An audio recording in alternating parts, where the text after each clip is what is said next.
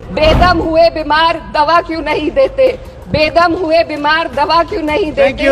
तुम अच्छे मसीहा हो, शिफा क्यों नहीं देते? मिट जाएगी मखलूक तो इंसाफ करोगे, मुनसिफ हो तो हश्र उठा क्यों नहीं देते? ये बजट को देखकर महसूस होता है कि ये भविष्य के निर्माण से ज्यादा हेडलाइन बटोरने का एक दस्तावेज है। इससे सबसे ज्यादा प्रभावित होने वाली वही लोग पीछे छूट रहे हैं जिन्हें सरकार के सहारे की सबसे ज्यादा जरूरत थी। जीएसटी की ऊंची दरों ने आम आदमी की कमर तोड़ दी है। जरूरत इस बात की है कि खाद्य सामग्री, दवा, स्कूल की किताबें और जरूरत की चीजों पर टैक्स कम किया जाए। इस बजट ने बेरोजगारी दूर करने की दिशा में कोई ठोस उपाय नहीं दिया है। नई नौकरियों की बात तो छोड़िए, जो पहले से थी वो भी खत्म होती जा रही हैं। मदरसा एजुकेशन के बजट में 57% की कटौती कर दी गई है। क्या यही सबका साथ सबका विकास है? बेटी बचाओ बेटी पढ़ाओ का बजट घटा दिया गया, जिससे साफ है कि ये सिर्फ नारेबाजी थी और कुछ नहीं। सभापति महोदय, आज मैं यूनियन बजट 25-26 पर अपनी बात रखने के लिए खड़ी हूँ। भारत के संविधान के आर्टिकल 38 भारत को एक वेलफेयर स्टेट के तौर पर पेश करता है और सरकार की जिम्मेदारी है कि बजट और उससे जुड़ी वेलफेयर स्कीम्स के जरिए इन आर्टिकल्स को हकीकत में लाया जाए। इसलिए यूनियन बजट सिर्फ एक आंकड़ों की किताब नहीं, बल्कि सरकार की प्राथमिकता और वेलफेयर स्टेट के संविधान से जुड़ी वफादारी का आईना है। सरकार की जिम्मेदारी है कि इकोनॉमिक पॉलिसीज, जिनमें बजट भी शामिल है, ऐसी बनाए जाए जो गैर बराबरी को कम कर सके और सबसे ज्यादा गरीब वर्ग को सहारा दे। बजट वो लाइफलाइन है जिससे शिक्षा, स्वास्थ्य, पेयजल, social security, SC, ST, minority, गरीबों की भलाई के लिए स्कीमें चलाई जाती है। मगर ये बजट को देखकर महसूस होता है कि ये भविष्य के निर्माण से ज्यादा हेडलाइन बटोरने का एक दस्तावेज है। इससे सबसे ज्यादा प्रभावित होने वाली वही लोग पीछे छूट रहे हैं जिन्हें सरकार के सहारे की सबसे ज्यादा जरूरत थी। वो किसान जो बढ़ती लागत से परेशान हैं, वो नौजवान जो बेरोजगारी का सामना कर रहे हैं, और वो औरतें जो निजामती रुकावटों से जूझ रही हैं, और वो गरीब जो महंगाई के बोझ के तले दबे हुए हैं। This government is proudly marketing the income tax exemption of 12 lakhs. But the question is, how many Indians even earn that much to benefit from it? Only 2.2% of Indian population pays direct taxes, whereas no relief has been given in regards to indirect taxes, the burden of which falls on everyone, especially the poor and weaker section of the society. This clearly shows that this is not an inclusive budget. GST की ऊंची दरों ने आम आदमी की कमर तोड़ दी है। जरूरत इस बात की है कि खाद्य सामग्री, दवा, स्कूल की किताबें और जरूरत की चीजों पर टैक्स कम किया जाए। पेट्रोल डीजल पर टैक्स कम करने की कोई कोशिश नहीं हुई, जिसका सीधा असर हर नागरिक पर पड़ता है। आर्टिकल 41 कहता है कि सरकार को ये कोशिश करनी चाहिए कि वो अपनी इकोनॉमिक हालात और रिसोर्सेज के हिसाब से लोगों को रोजगार दे। इस बजट ने बेरोजगारी दूर करने की दिशा में कोई ठोस उपाय नहीं दिया है। नई नौकरियों की बात तो छोड़िए, जो पहले से थी वो भी खत्म होती जा रही हैं। स्किल डेवलपमेंट प्रोग्राम के नाम पर करोड़ों खर्च किए जा रहे हैं, मगर सवाल ये है कि ट्रेनिंग लेने के बाद कितने नौजवानों को असल में नौकरी मिल रही है। सरकार के पास इसका भी कोई आंकड़ा नहीं है। सरकारी विभागों में लाखों पद खाली हैं, मगर भर्ती का कोई प्लान नहीं है।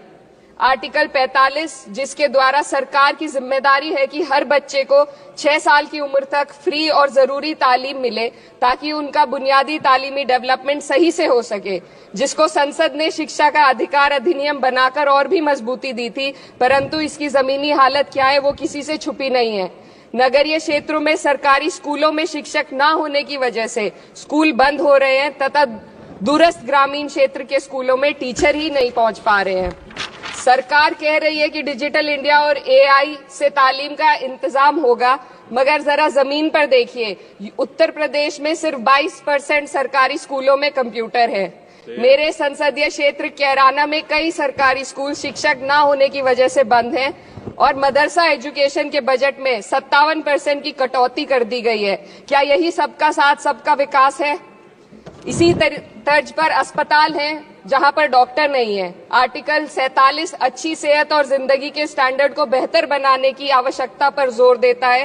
राज्य की जिम्मेदारी है कि लोगों की सेहत और उनके वेलबींग को बेहतर करने के लिए जरूरी कदम उठाए, लेकिन हकीकत यह है कि इस बजट का सिर्फ 2% ही आम जनता तक पहुंच पाता है।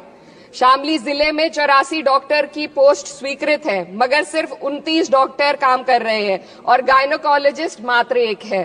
दवाइयों की कीमतें बढ़ती जा रही हैं, मगर गरीबों के लिए कोई राहत नहीं है। सरकार ने महिलाओं के लिए बजट बढ़ाने का दावा किया, मगर 81% इसका बजट सिर्फ पोषण योजनाओं में डाला गया है। महिलाओं के रोजगार, उनके इकोनॉमिक इंडिपेंडेंस और सुरक्षा के लिए कोई ठोस योजना नहीं बनाई है।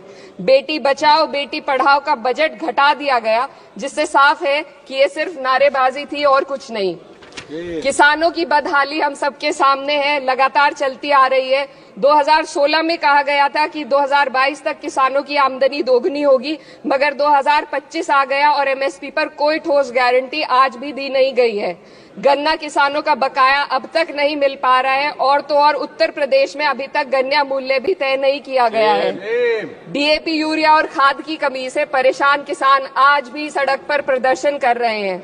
मजदूरों के लिए जो सबसे बड़ी योजना मनरेगा थी, सरकार कहती है कि मनरेगा ग्रामीण भारत की रीढ़ है, मगर बजट में कोई भी बढ़ोतरी नहीं मिलना बहुत शर्मसार है।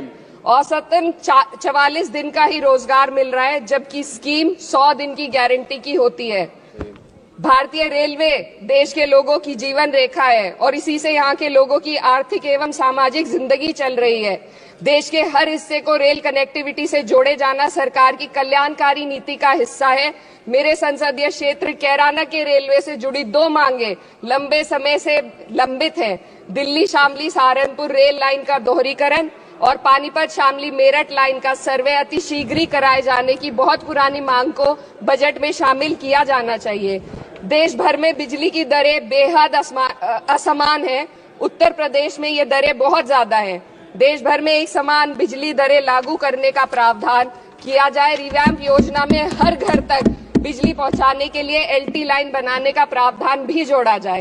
कृषि उपकरणों व खाद डीएपी को जीएसटी से मुक्त किया जाए।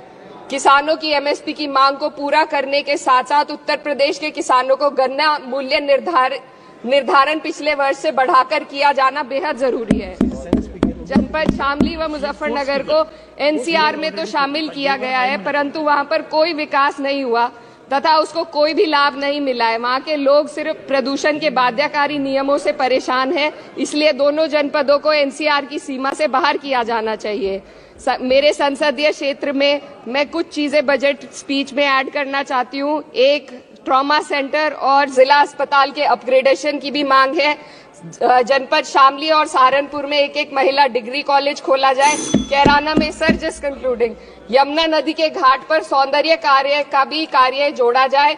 जनपद शामली में टेक्सटाइल पार्क की स्थापना की जाए और जो संसद निधि है, सांसदों को केवल 5 करोड़ रुपए दिए जाते हैं और एमएलए, उत्तर प्रदेश के एमएलए को भी 5 करोड़ दिए जाते हैं। हमारी मांग है या तो इसे बढ़ाकर 25 करोड़ किया जाए या फिर सिरे से खारिज किया जाए। The union budget was an opportunity to address the pressing. Sir, just 1 minute. Please, 2 more speakers are in your party. Sir, just pressing concern of India's citizen, rising unemployment, soaring inflation, crumbling public services, and deepening rural distress. Yet, instead of offering real solution, the government has focused on optics and half measures. While tax relief for the middle class is welcome, it does nothing for the millions who earn too little to benefit from it. Education remains underfunded. Rural employment stagnates and farmers continue to struggle without meaningful support. The delays in conducting the census and caste census further exposes the government's disregard for data-driven policy making and social justice. India needs a budget that prioritizes its people, not just its economic headlines. A budget that invests in human capital, strengthens social security and ensures dignity and stability for all. But what we have instead is another missed opportunity, one that fails the poor, the youth, the farmers and the women of this country. Budget प्रस्ताव पर अपने विरोध को मैं 2 पंक्तियों में आपके सामने रखना चाहूंगी। बेदम हुए बीमार दवा क्यों नहीं देते? बेदम हुए बीमार दवा क्यों नहीं देते? तुम अच्छे मसीहा हो, शिफा क्यों नहीं देते? मिट जाएगी मखलूक तो इंसाफ करोगे, मुंसिफ हो तो हश्र उठा क्यों नहीं देते?